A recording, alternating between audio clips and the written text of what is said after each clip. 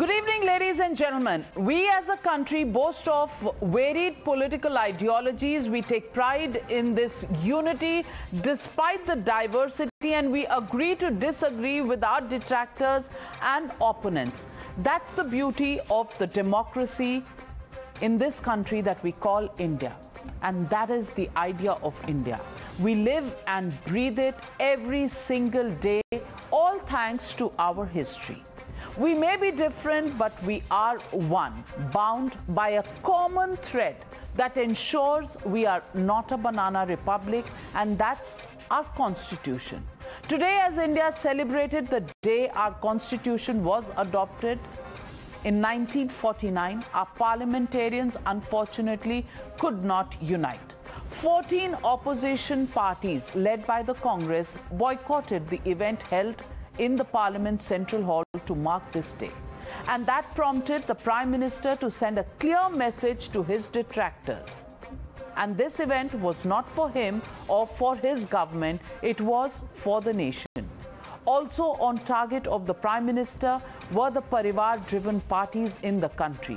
He called them the biggest threat to a healthy democracy. Listen in to the 5-point attack earlier this morning. संविधान के letter and spirit को समर्पित भाव से ही हमें अपने आप को हमेशा सज्ज रखना होगा। और जब ये करते हैं तो संविधान की भावनाओं को कहां चोट पहुंच रही है उसको भी हम नजरअंदाज नहीं कर सकते हैं। संविधान की भावना को भी चोट पहुंची है।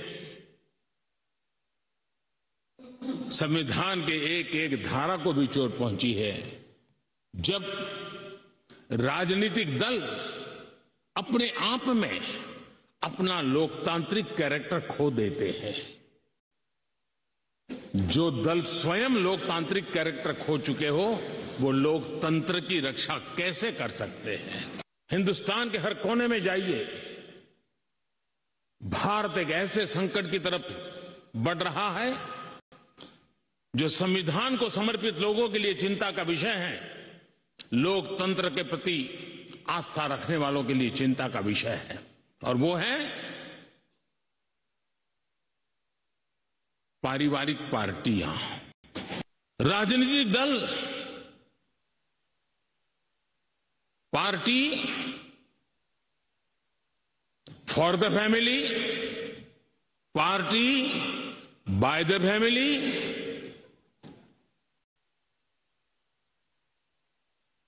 अब आगे कहने की जरूरत मुझे नहीं लगती है, लेकिन जो पार्टी पीढ़ी दर पीढ़ी एक ही परिवार चलाता रहे, पार्टी की सारी व्यवस्था परिवारों के पास रहे, वो लोकतंत्र, स्वस्थ लोकतंत्र के लिए सबसे बड़ा संकट होता है।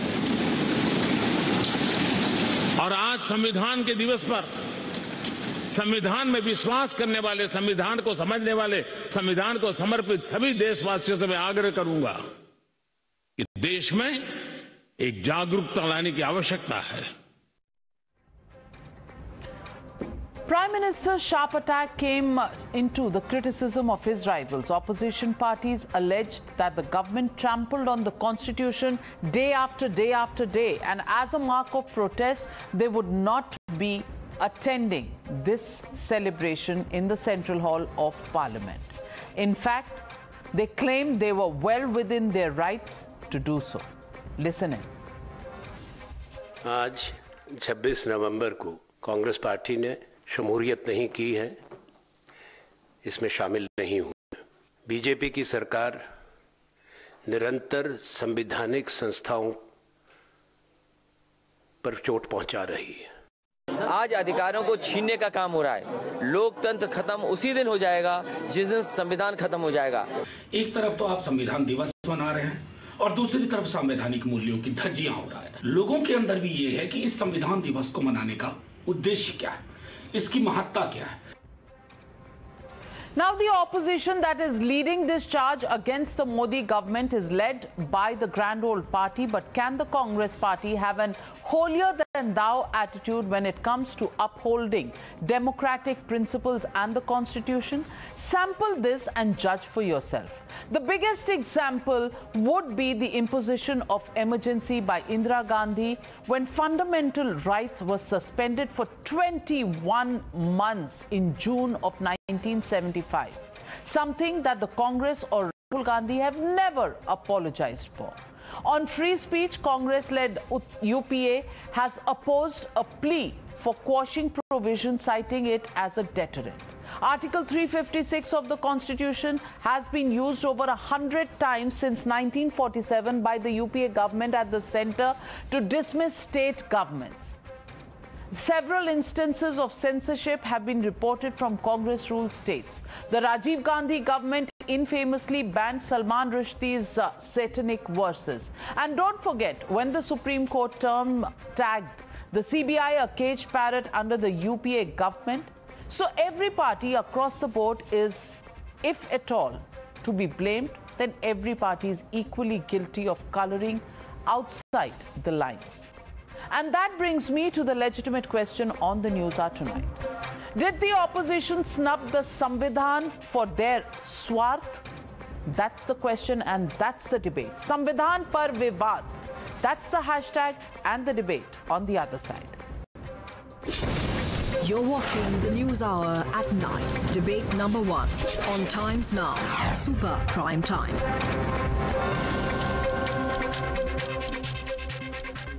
And I have a very erudite panel with me this evening on the News Hour. GVL Narasimha Rao, Member of Parliament and National Spokesperson of the BJP. Aryama Sundaram, Senior Lawyer.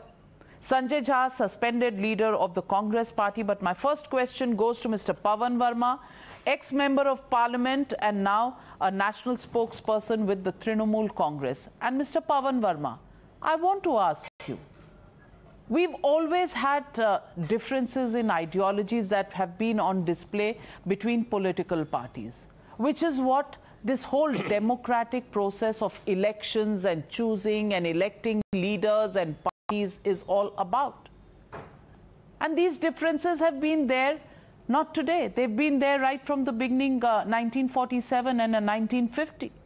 I want to ask you, on the Constitution Day, when political parties boycott this function and call it the Prime Minister's function, do you think it's not an insult of the Constitution itself, its makers like B.R. Ambedkar, Baba Saheb Bhimrao Ambedkar and others who sat in that august panel?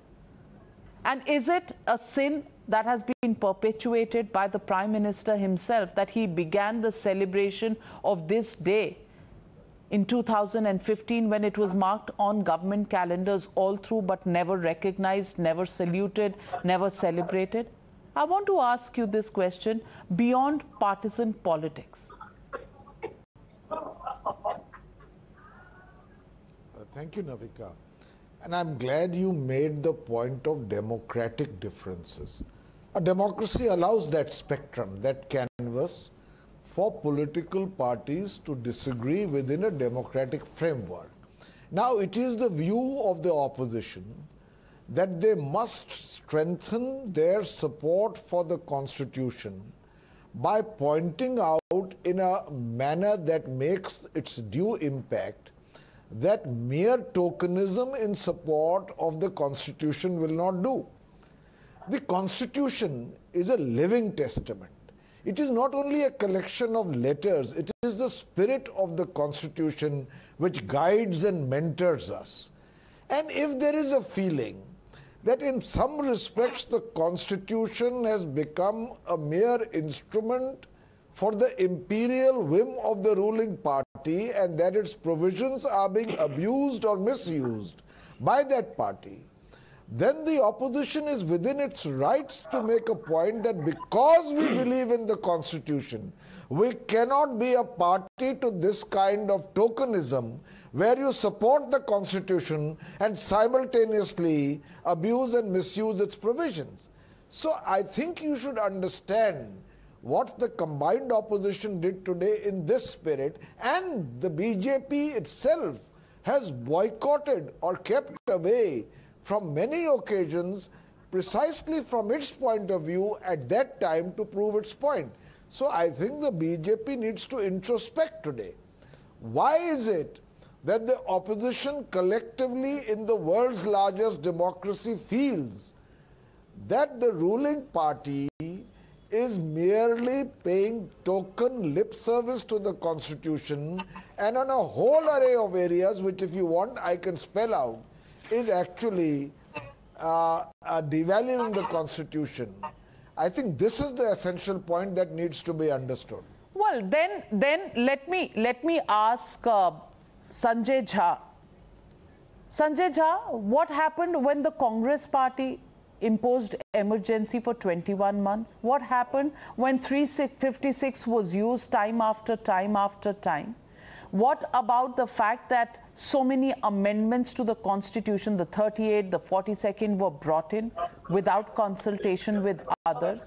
Have we forgotten that part of history, or are we now in a situation where we have selective amnesia?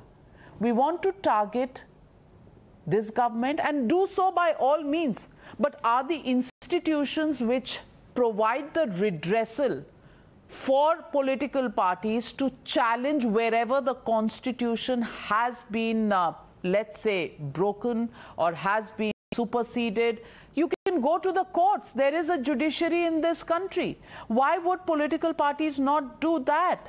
Is this a demonstration against the Constitution, against what you call the belittling of the Constitution, or is it against one man called Narendra Modi, against whom the opposition has still not been able to find a window to get past him as far as the poll stakes are concerned? Well, Navika, you have raised a whole lot of germane issues, and let me give you a very short answer. Number one, Mr. Modi talked about the parivar. Now, this kind of, hollow rhetoric is now becoming both exhausting and, I'll be honest with you, exasperating. He's the Prime Minister of this country, and on a Constitution's Day, to try and make political jibes, frankly speaking, belittles that august office. Because Mr. Modi should know that the biggest parivar in this country, Navika, is actually unelected and unelectable because they sit in Nagpur, called the RSS, which is not just the ideological mentor of the BJP, but in fact chose him to be the Prime Minister of this country.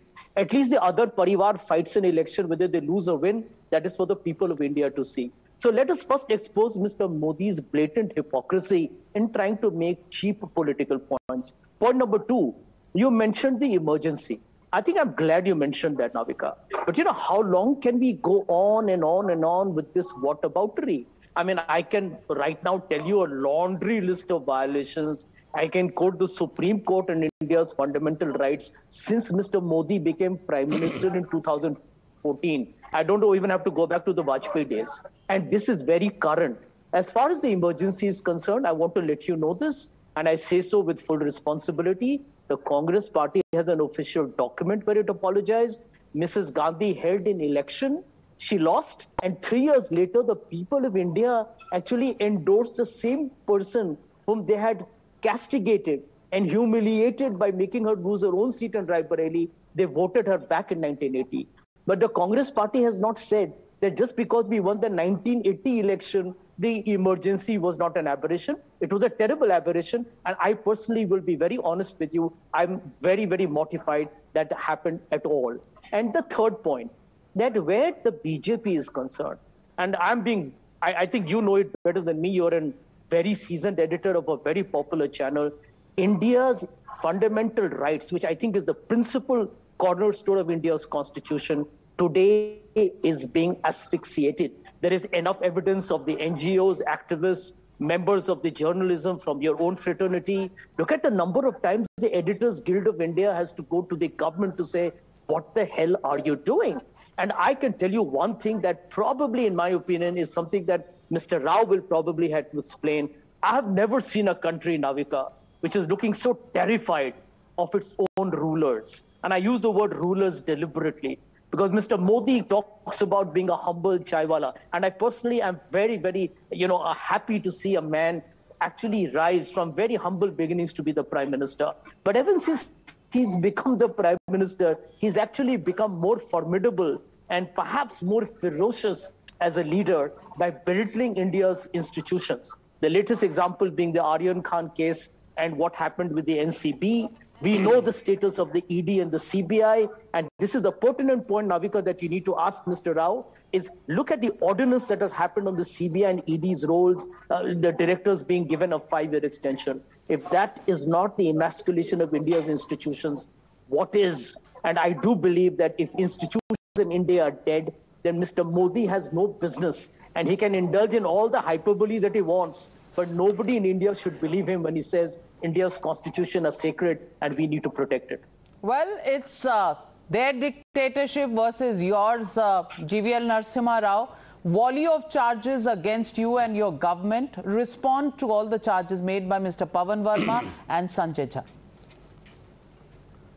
Jha.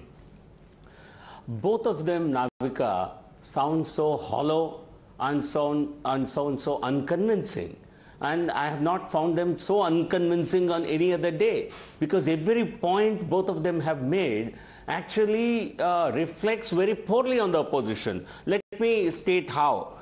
Today, the opposition parties have not only insulted Constitution by not going for the official functions, by boycotting official functions, but they are actually trying to make a virtue out of it.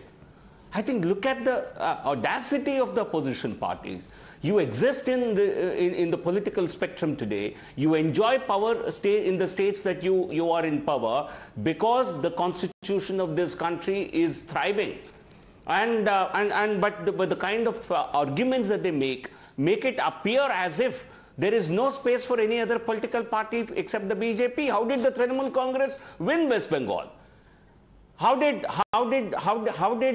Congress continue to be in power in so many states? So I think it's a very unconvincing argument. It's not tokenism, Mr. Pavan Verma. Attending India's Constitution Day is the responsibility of every political party and rather every citizen to respect it. And tomorrow you will extend this logic even to the Republic Day. You will claim that, oh, it's only tokenism to attend the Republic Day. You will extend it to August 15, Independence Day. How far will you take this kind of political opportunism? If you want to fight political battles with the BJP, there are any number of occasions, and elections afford that opportunity to you. But to boycott an important national day, it certainly doesn't speak well of the opposition parties. And Parivar, the discussion, the points Honorable Prime Minister made, that family politics is a crisis that grips this country's democracy, is not a jibe, Sanjay Jha. It's the reality that stares in the face of this country's democracy. And how would you tell me that family politics, dynastic politics, is it not antithesis of democracy? How can you sit over political parties' leadership for generations? And this is not business.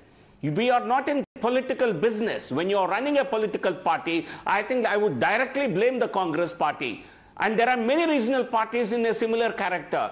How is it that only Sonia Gandhi and her son can lead the so-called national party called the Congress? From 1998 till today, nobody else is allowed to become the president of the Congress party, and it's a shame if anybody calls it a democratic party. And you want to see huge virtues in it. I think Prime Minister highlighted the single biggest failing of India's democracy, that is the dynastic political parties, and Congress has thrived on this, and it's time. It's time for diminishing returns for the Congress party. Well, talking of the press freedom, is the Congress party trying to give us sermons? What is the record of the Congress party? What happened in emergency? What happened thereafter? The press restrictions on the so-called Bihar model. I think the Congress party at every point of time subverted democracy. And now you talk of India's institutions being emasculated. You have emasculated the office of the Prime Minister of this country. What was Dr. Manmohan saying? Was he not a rubber stamp during the Sonia Gandhi-led UPA? You reduced the biggest institution of this country to a rubber stamp. And today you have the audacity to tell the BJP that we have emasculated institutions. I think that's why I say you sound very hollow and unconvincing today. None of your arguments really show the opposition in good light. Quick rebut from Sanjay Jha before I get in Aryama Sundaram. You know, GVL, you're a friend, and I will be very transparent with you here. You know who diminished the august office, the magnificent office of the Prime Minister? Do you want me to remind you of what Mr. Modi said during the Gujarat election campaign of 2017? He accused the former Prime Minister, Dr. Manmohan Singh, of actually being an agent of a Muslim man as the Chief Minister of Gujarat. He actually alleged. This is complete. He actually alleged. I contest this. Don't interrupt me. Don't interrupt me.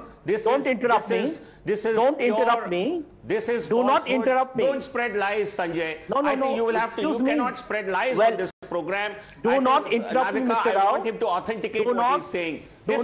This is falsehood. I will contest it. Well, you contest Sanjay, it. you cannot Arun propagate Jaitley, lies on this show. Arun Jaitley apologized in Parliament. Arun Jaitley apologized in Parliament on behalf of Prime Minister Modi. You're not aware? This is all. You're not aware? Making it up. Well, why don't you Google? So you can't be such a brazen liar. Well, we'll get our research team to check those facts that have been put out. Till then, the jury is still out on that. But Aryama Sundaram, those statements, not facts. Those. Okay, facts of the statement made by Sanjay Jha.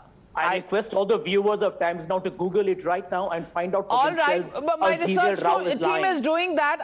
Let me get in Aryama Sundaram. And Aryama Sundaram, I want to ask you, you know, there have been objections that have been raised to the Prime Minister talking of Parivar Vaad during the Constitution Day speech. I want to ask you, you know, we can talk about magnanimity if magnanimity was a two-sided street. When the opposition boycotts the Constitution Day function in the Central Hall of Parliament, you know, when they go out and insult the Constitution, are they in any position to actually question the statements made by the Prime Minister himself? Is the opposition not you know, reminiscent about the history that they have gone through in the last few years, if not in 1975, if they don't want to go back that far, then in the last few years, on what all has transpired, and only find fault with the Prime Minister and Modi? And therefore, the question that I ask you, is this really about opposition to the celebration of the Constitution Day? Or is this about opposition to the man called Narendra Modi, who they still haven't found a formula to bring down from his seat as the Prime Minister of this country? Look, Navika, I don't think there's any manner of doubt that what was sought to be done was to protest against the government of the day. What was sought to be done was to be protested against the government, saying the government is not behaving in a constitutional manner, the government is not performing properly. Whatever it was a political statement being made. Now, where I would draw a line is, while I fully appreciate freedom of speech as being the fulcrum of a democracy, I myself being one of the greatest advocates of freedom of speech. And while I fully appreciate the fact that political dissent, political statement being made, finding the best opportunity to do so, is a part of political science itself and is fully justified. What I find difficult to digest is to use an occasion which is the Constitution Day, which is the very basis on which this country functions, a constitution we're all very proud of, and every single day, whether it's politicians, whether it's judges, whether it's lawyers, whether it's media, everybody. One thing is universally felt, that the Constitution has to be upheld, has to be respected. Now, it's almost like saying, I want to make a political statement. Look at what is being done. Today, the national flag is being hoisted. but the government of the day is not doing the right thing so far as that is concerned, is not showing the respect for the flag and has become tokenism. So I will not stand up on the national anthem. Now, where does this end? My point is, please make a political statement. Please make a political criticism. Please do what you want, but don't drag in an occasion when what we're really doing is respecting the founding fathers of our Constitution, when we're really respecting the Constitution itself, where we are all accepting that this is the fulcrum on which this whole country runs. Please, please do not use that and insult that day, bring that day into controversy. By all means, make all the statements you want.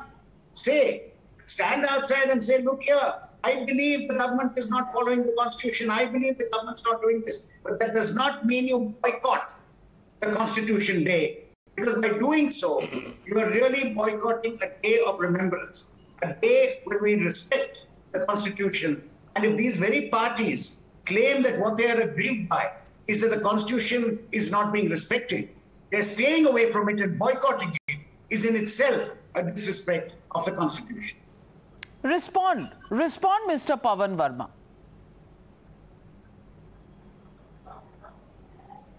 You know, Navika, I just want to say that the political opposition of this country does not really, in my view, need patronizing sermons on how to respect national institutions. I'm not saying that they are blemishless, but if Republic Day, Independence Day, Mahatma Gandhi's birth anniversary, and many such events are events which are bipartisan, in which both the ruling party and the opposition and the nation itself stands together, and we are grateful for that. Let's for a moment forget the acrimony of partisan politics. But the Constitution Day has been newly constituted by this government, and for 7 years we've seen this government paying lip service to the Constitution and actually dismantling it bit by bit in practice. Now, if the opposition feels that to participate in such a function is to give legitimacy to the misdeeds of this government vis-a-vis the Constitution, does it deserve to be told that you have no respect for national institutions? Second point, this game has gone too far, Navika, and I will say this with great respect that sometimes you fall prey to it as well. In order to justify what the BJP does now, paint the Congress and the past governments for what they did wrong earlier. Both are wrong.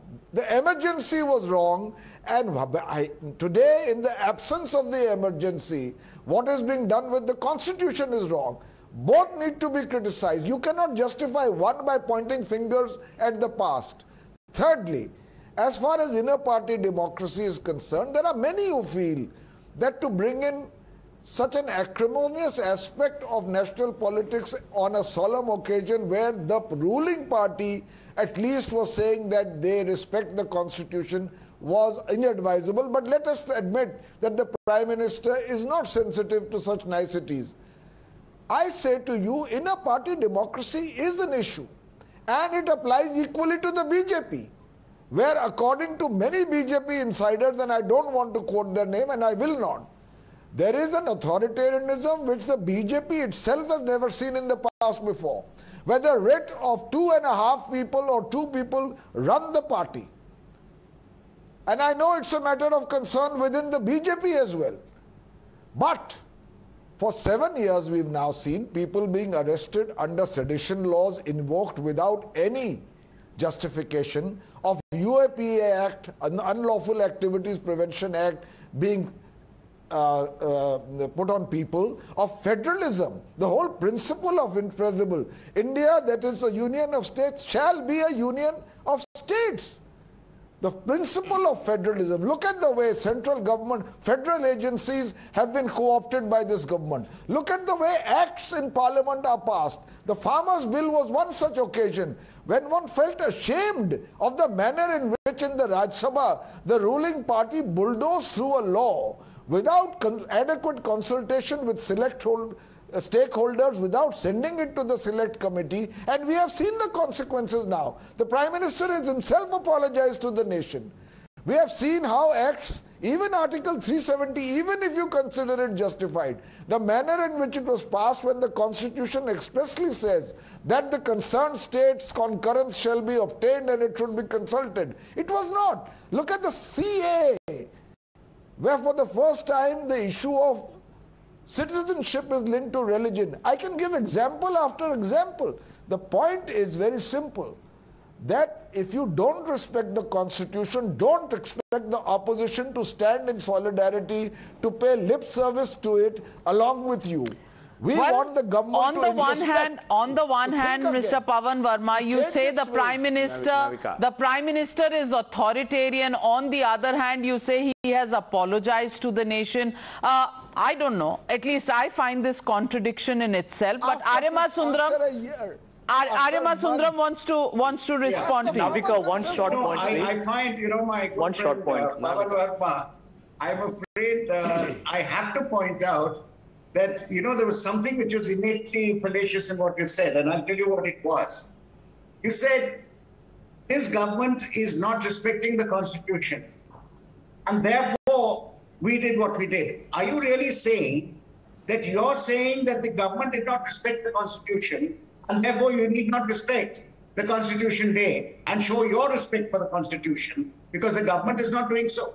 Now, this is exactly what I've been trying to say. You are making a political statement. You may have a reason for what you're saying. You may not have a reason for what you're saying, but you have a right to say it. Please choose your forum to say it. Say it in the way it should be said, but don't boycott the very Constitution, the respecting, the remembrance of the very Constitution which you claim is being belittled by the other side. Don't do the same thing that you claim the other side is doing. And that's what I'm trying to point out. Well, before I get to you, GVL Narasimha Rao, I have a PTI copy of December 27, 2017 on the point Sanjay Jha raised just some time back.